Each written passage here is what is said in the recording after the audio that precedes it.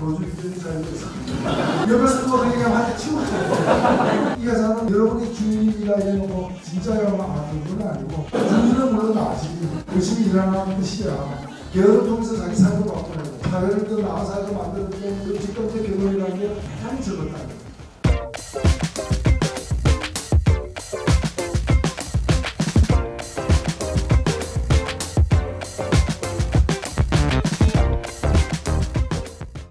이제 결론으로서 그러면 우리의 개헌은 어떻게 되어야 되는가에 대해서 가장 제가 조항 하나하나에 대해서 그렇게 설명을 안 드립니다. 왜냐하면 기본법과 관련된 조항에 있어서 진보적인 학계라거나 또 진보적인 생각하는 사람 사이에서는 큰 논란이 없습니다.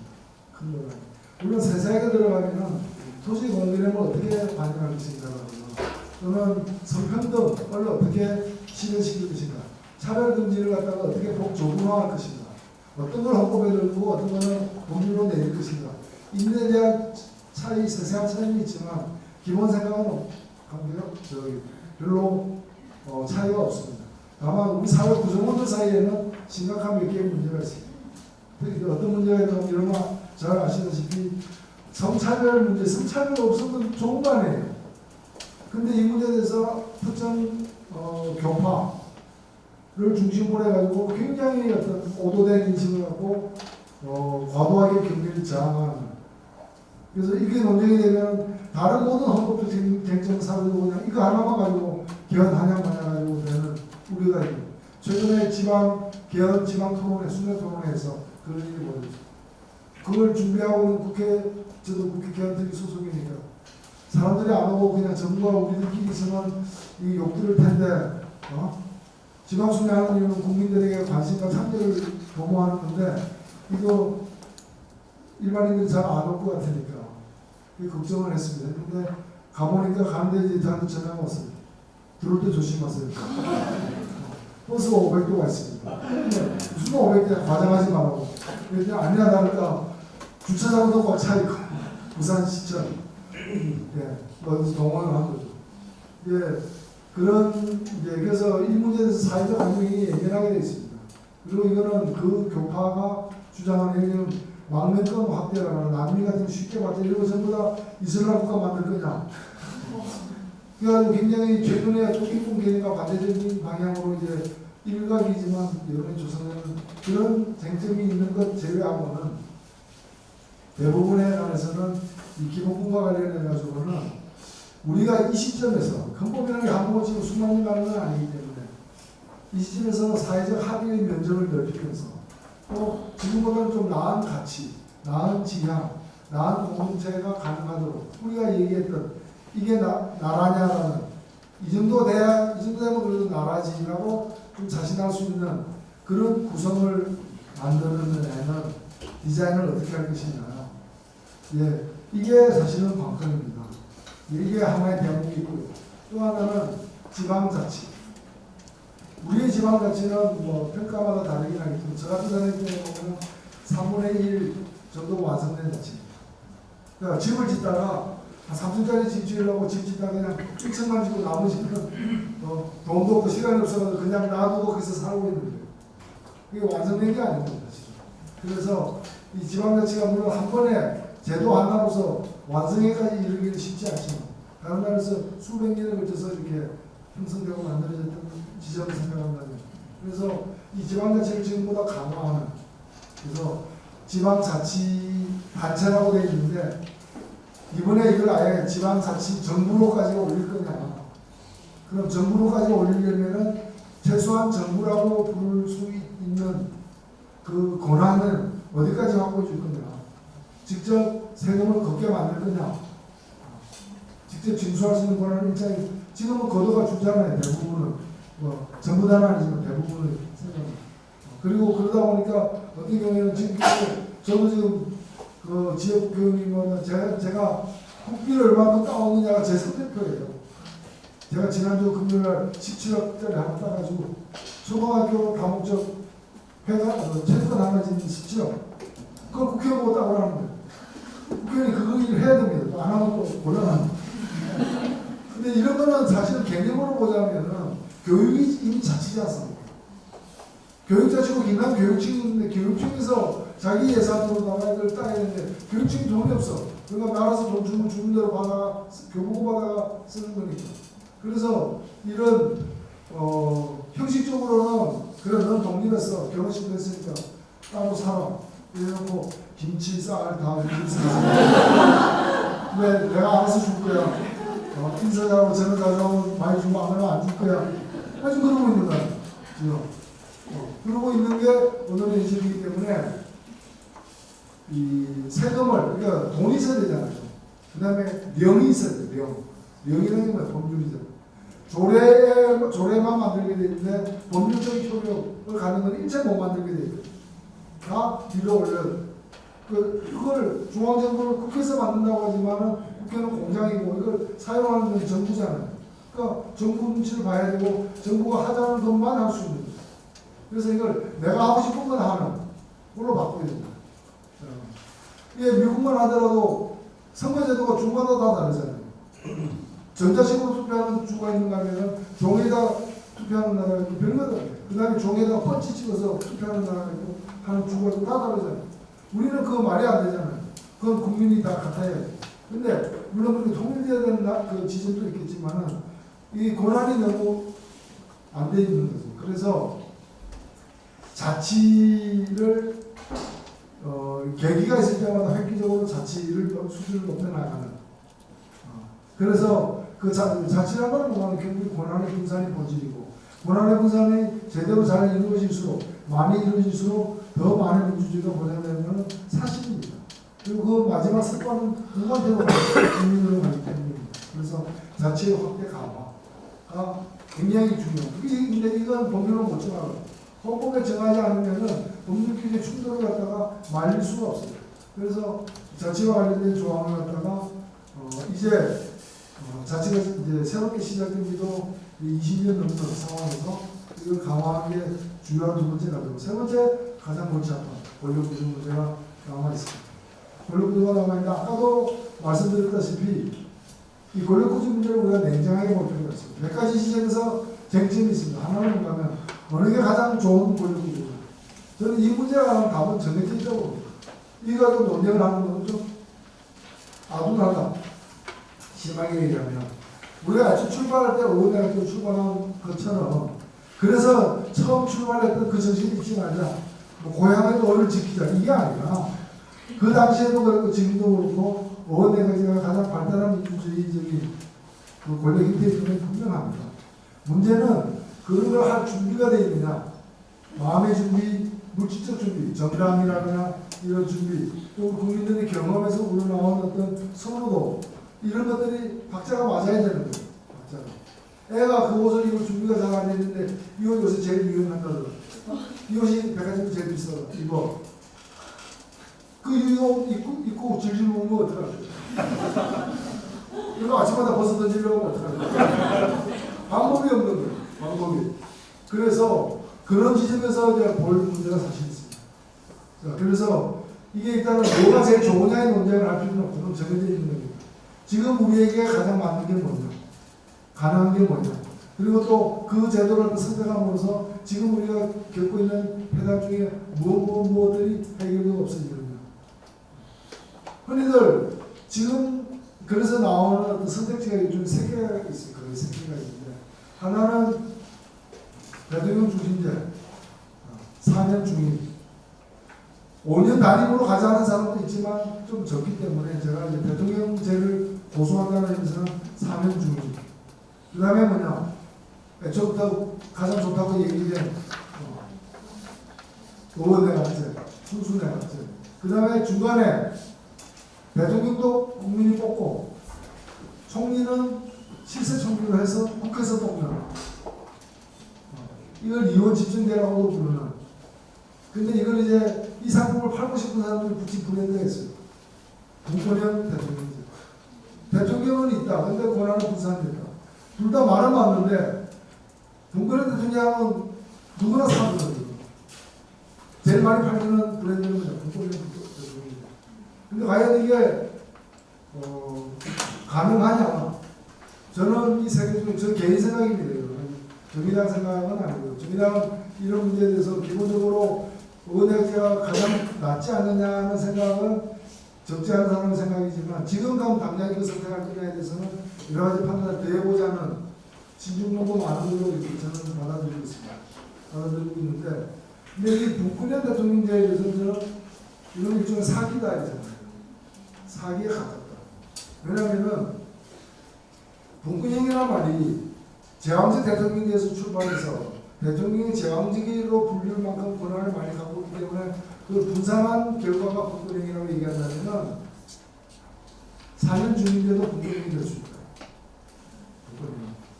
그러면 대통령의 권한을 분산하는 것이 꼭 실세 총리 만드는 것 아니냐? 그건 아니다. 여러 가지가 있잖아요. 지금 대통령이 검찰총장 임명하잖아요. 개헌 특위 같은 데서는 검찰총장 다른 나라처럼 대통령이 임명하지 못하게 해서 그런 얘기도 많아요. 독일 검찰, 우리나라 검찰처럼 욕 듣거나 저거는 쓸모없으니까 공수처 만들자거나 사안마다 특검 만들자거나 불신받지 않아요. 굉장히 신뢰받습니다. 제가 직접 물어봤어요. 우리나라에 온 독일 회사가 독일 검찰 출신이에요. 그 사람 얘기가 독일에서는 한국 검찰처럼 그렇게 검찰이 말하면 무조건 불신하는 상황이 없습니다. 제가 그래서 진짜입니까? 진짜다 이거. 진짜 한 번도 그런 적 있긴 있다 이거야. 그래서 어떤 일입니까? 2차 세계대전 끝나고 그런 일이 두 번이나 있었다. 그러니까 50년에 두 번이면 그러니까 검찰이 얘기하면 믿는 이유가 뭐냐? 검찰이 얘기했기 때문에 그만큼 신뢰를 받고 있는 그 검찰총장 독일에 있습니다. 누가 임명합니까? 메르켈 임명 못합니다.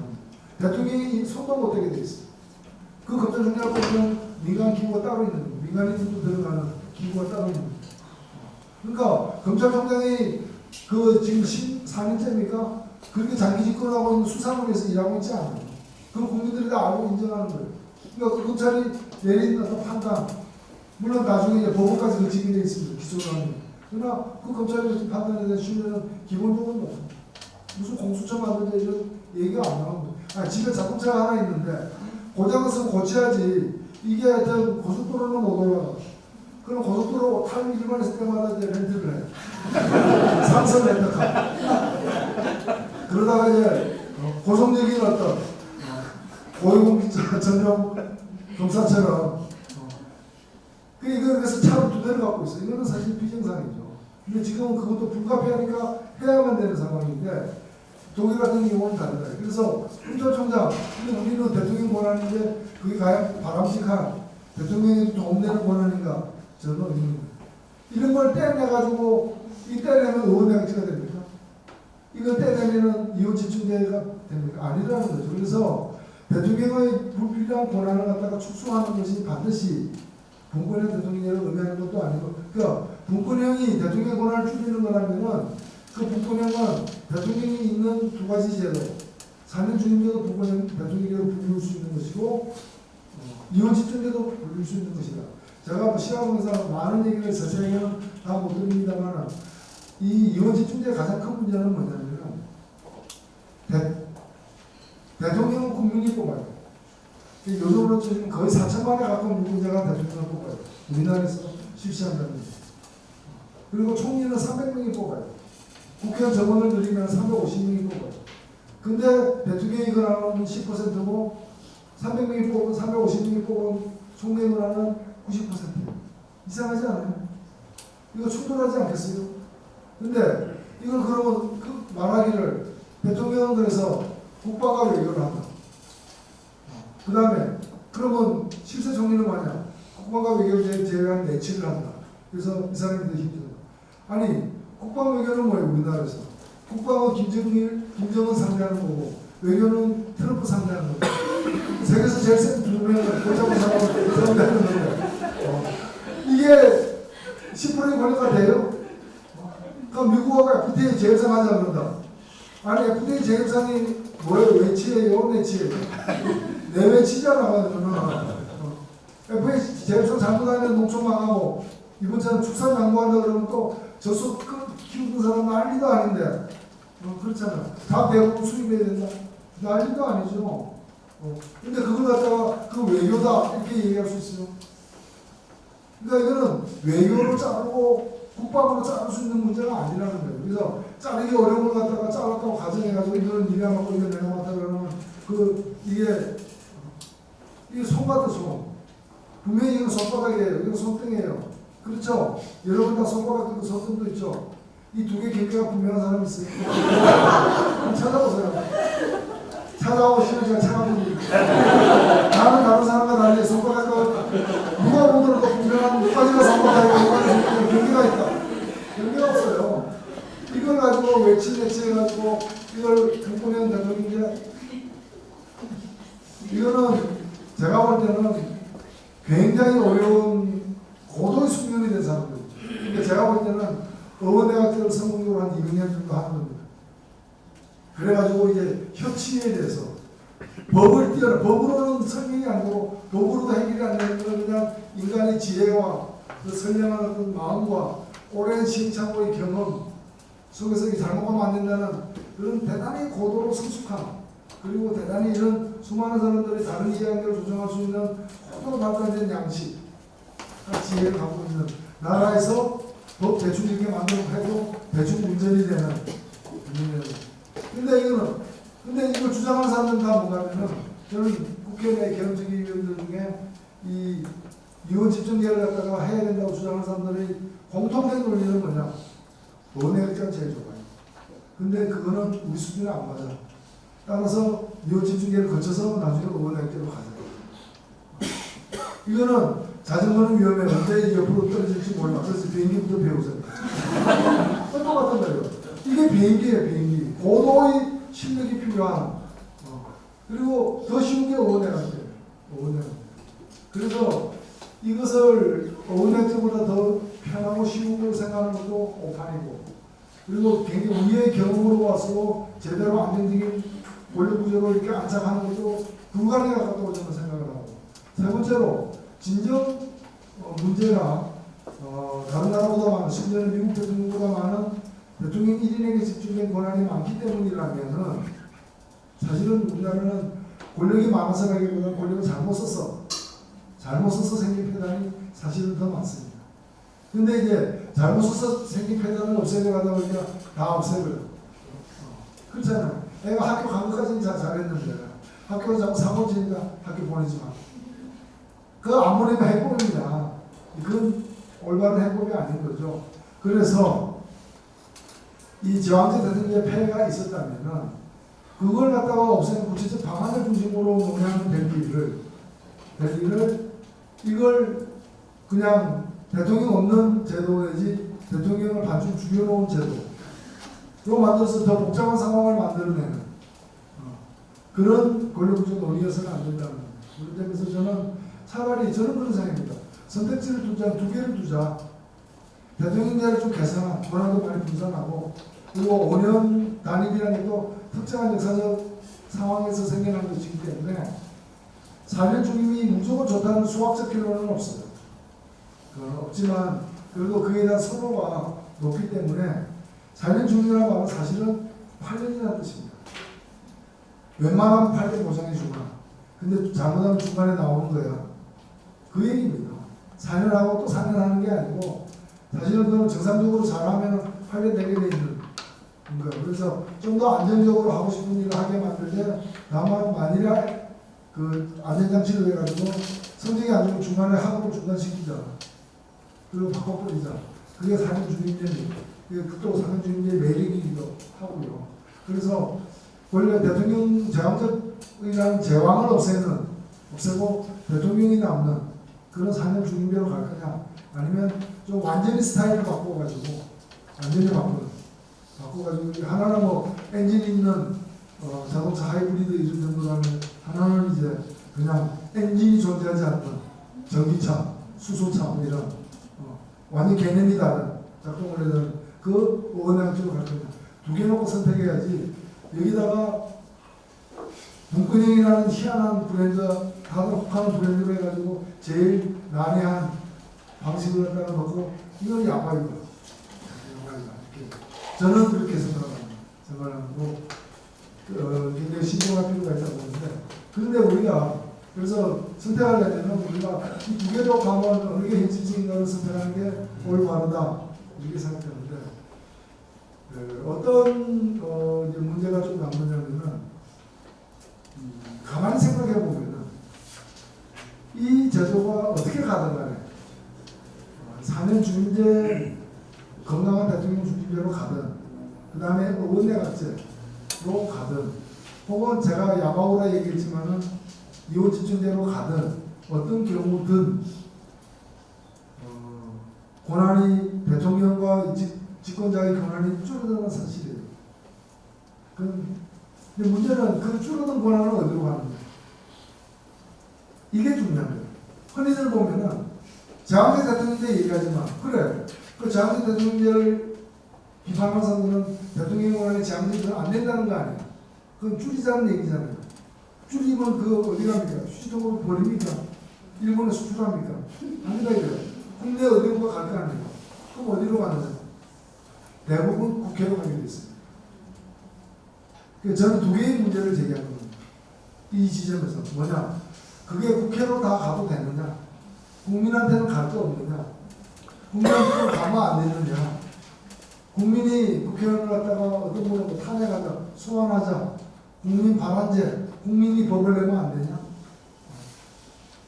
그리고 좀 중요한 결정은 국민들이 자주 국민투표하면 안 되나?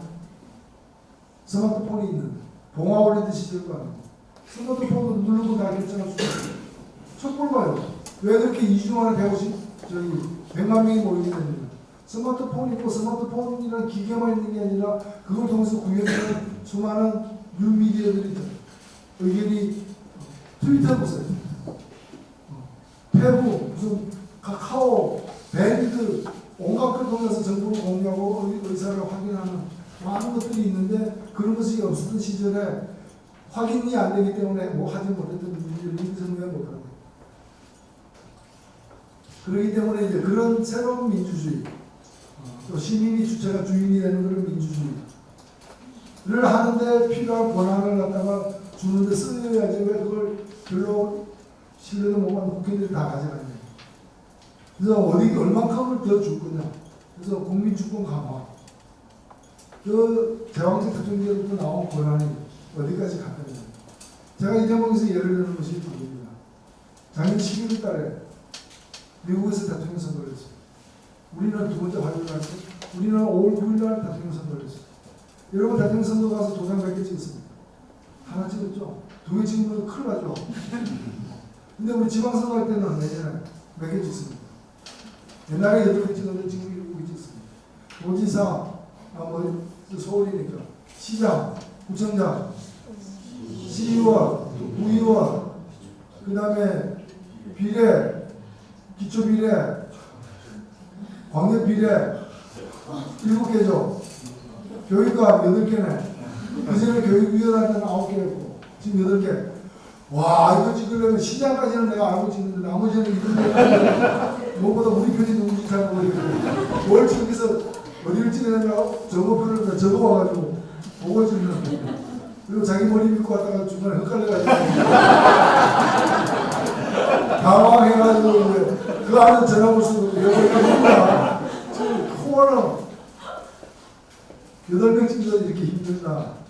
그런데 작년에 11월 두 번째 화요일날 미국에서 트럼프 찍냐 클린턴 찍냐 그 난리 났을 때 유권자들 제가 캘리포니아 주에 있는 어느 구의 투표용지를 갖다가 거기 한 달 동안 연락해가지고 겨우 받아냈습니다.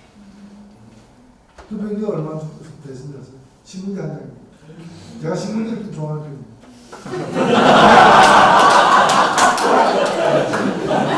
저는 모든 사람은 신문지 한 장 있는데 여기에 도장 찍는 칸이 몇 개인가? 29개.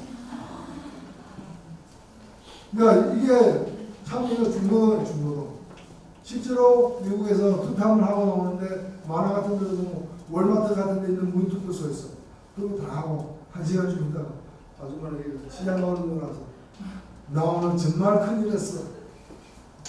그런 마음으로 봤어. 근데 왜 이렇게 많으냐? 우리로 치면 시장이 임명하는 직책, 시위생국장, 구청장이 임명하는 직책, 이런 것을 적재하는 게 주민들이 인정하게 됐습니다.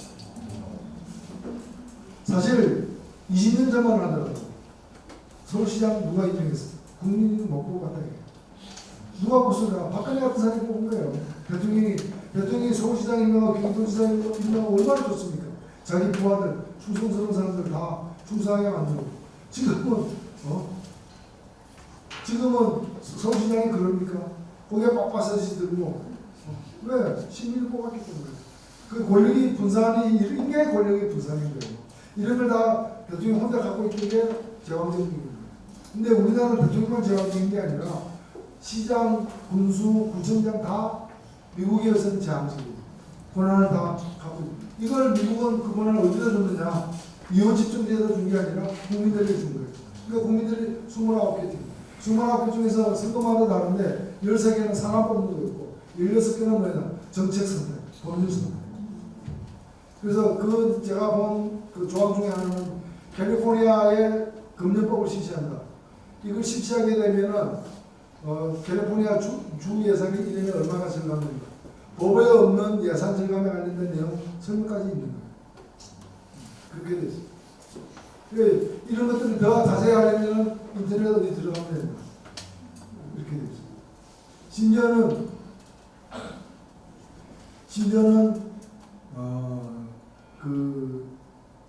환경 절감을 위해서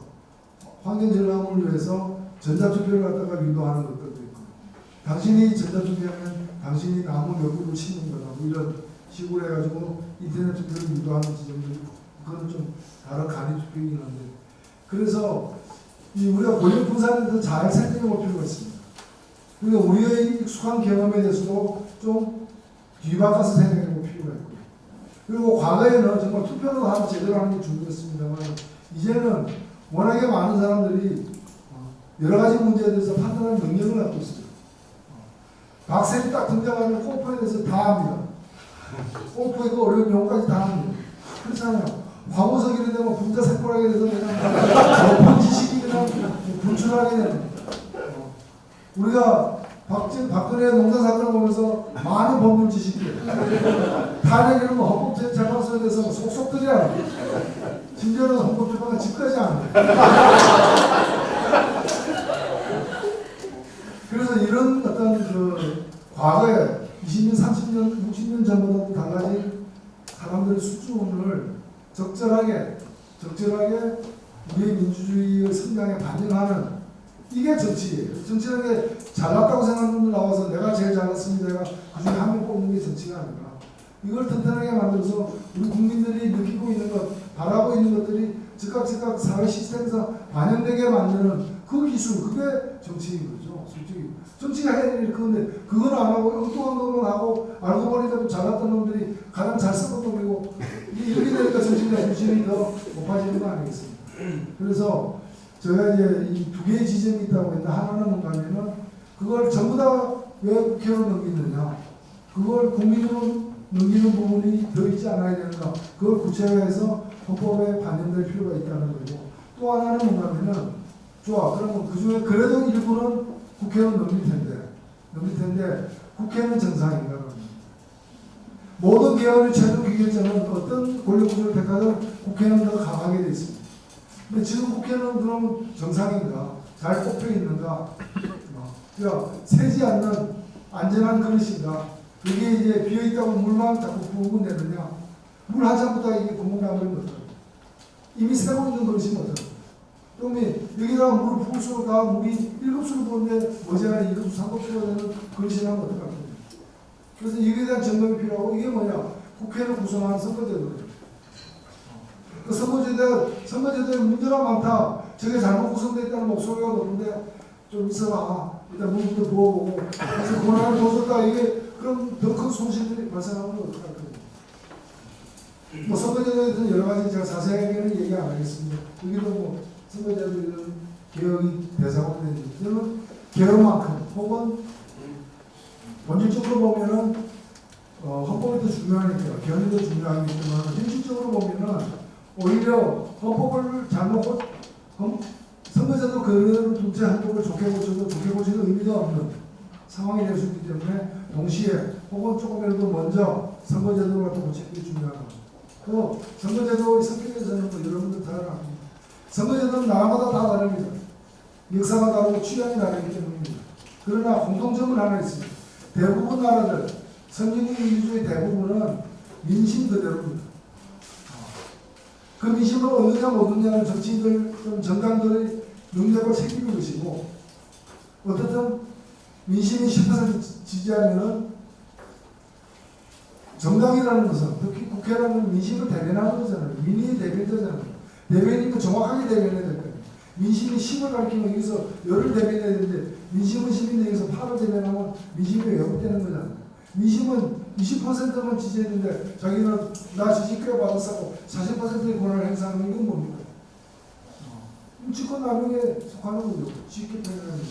그래서 민심 그대로 돼야 되는 선거제도, 민심이 지지한 만큼 의석을 갖고 권한을 발휘할 수 있는 그런 선거제도, 이런 선거제도는 많습니다. 벨기에 선거제도, 노르웨이 선거제도도 있고, 뭐 네덜란드도 있고, 독일도 있고 많습니다. 그래서 어느 특정한 구체적인 것 이전에 기본 원칙에 대한 합의가 굉장히 중요합니다. 이것만 되면 그 무엇이든 상관없다. 우리 국민들이 좀 더 편하고 수많은 제도만 하면 되는 거예요. 지금 선거제도는 정의당의 예를 들긴 그렇지만 제가 정의당에 있으니까 쉽게 예를 들면 정의당이 작년 선거에서 7.3%를 얻었습니다. 뭐 그것밖에 못 얻었냐 문 닫아라는 비판도 있을 수 있지만 그래도 어렵게 이거라도 얻었다라고 생각할 수도 있는 또 적지 않은 7.3%를 얻었습니다.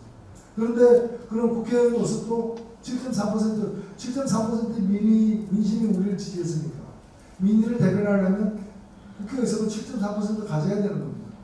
독일이 그렇고 네덜란드가 그렇고 벨기아가 다 그렇게 계산이 되는 선거제도를 갖고 있습니다. 우리는 어떻게 되느냐? 그런데 우리는 해보니까 지금 300석 중에 정의당 의석이 6석입니다. 300분의 6하면 뭡니까? 2%입니다. 분명히 7.4%를 얻었는데 2%. 정부지원에 가서 분명히 730g 없어요. 어디를 샀는데 집에 와서 200g밖에 없어요. 내가 500g 누가 가져가냐? 그건 맞아요. 이게 다른 정당이 가져갔어. 조사하면 그만 나옵니다. 이 제도는 그 시장에 또 갈 거냐? 그 정부지원에 또 갈 거냐? 또 가서 또 730g 사고 집에 가서 200g 하면은 이거 또 할 거냐? 저는 이거 하면 안 된다고 봅니다. 이거 그렇지 않습니까? 그래서 이 선거제도를 갖다가 사실은 바꿔야 됩니다. 그래서 선거제도의 개혁이 개헌을 우선한다고 저는 생각되고, 다만 뭐 그렇게 큰 일을 두 번 하기 힘들면 같이 하면 어떠냐, 그것까지도 저는 받아들일 수 있습니다. 근데 이 선거제도에 관해서 마지막으로 드리고 싶은 얘기는 뭐냐면 뭐가 정답이냐는 들어가 있습니다. 우리나라도 양심이 있다 보니까 사실 가장 중요한 것은 국회의원 의석입니다. 두 번째 중요한 건 뭔가 정치 자금입니다. 그리고 법적으로 정해진 국민의 세금으로 주는 정치 자금입니다. 정치 자금인데 우리가 지금 사실은 국민들이 제가 마지막 계산했을 때가 국민 1인당, 이건 모든 국민입니다. 국민 1인당 정당을 위해서, 정당이라는 정치인의 집단이죠. 국민 1인당 정당 민주주의를 위해서 정당에게 내는 세금이 1년에 250원 정도 됩니다. 제가 몇 년 전에 계산합니다. 적지 않은 돈입니다. 돈 안 내는 사람, 내 앞에서 그 돈이 나간다고 나 그거 맞고 싶어. 내 돈 가져. 저 보기 싫은 놈들 왜 내 돈을 줘. 200원도 없가는데. 그런 분들도 많을 걸로 압니다만 그렇게 나갑니다. 그렇게 해서 모인 정치 자금이 각 정당에 배분됩니다. 그 돈 가지고 홍준표 이번에 미국 가가지고 핵좀 주소하고 그 사람 미국 가면 자기 돈 안 해요. 여러분들이 낸 돈입니다. 그러니까 우리가 그에서 욕할 권리가 있는 거예요. 내 돈 내고 비즈니스하고 끝까지 가가지고 핵 달라고, 핵 없으니까 핵 못 샀으면 돌아오지 말아야지. 핵 갖고 오겠다고 나가고 핵도 못 갖고 오고. 네, 그게 다 돈입니다. 근데 정의당이 얼마를 받고 있는가? 제 기억에 이 정치자금 배분에 있어서는 6.7 정도 받고 있어요. 그러니까 표를 7.3 얻었으니까 6.7이면 표 얻은 만큼 돈은 받고 있는 거예요. 근데 권력은 못 받고 있는 거예요. 그럼 정의당이 7.3% 국민의 지지를 받았는데 국회 안에 와서는 2%만 발휘합니다. 그런데 이 국회에서 선거제도를 바꾸지 않고 실세 총리, 내치를 갖는, 내치 권한을 갖는, 허세 대통령은 10%의 권한, 실세 총리는 90%의 권한을 갖는 그 대통령이나 다름없는 실세 총리를 갖다가 국회에서 뽑는다. 국회에서 뽑으면 이게 민의가 집중돼야 되는데 정의당이 발의할 수 있는 민의는 2%다. 정의당을 지지하는 국민은 10.3%인데 그럼 7.3% 국민 중에 3분의 2 이상이 자기 의사가 반영이 안 되는 거예요. 그러면 국회의 권한이 강화되는 게 무슨 의미가 있어? 위험천만한 거예요. 국회에서 실세 총리 안 뽑을 때가 더 낫죠. 그렇잖아요. 이렇게 잘못 뽑힌 국회가 있는데 여기서 더 큰 권한을 갖다가 부여해버리면은 이거는 더 큰 사고가 나는 거예요.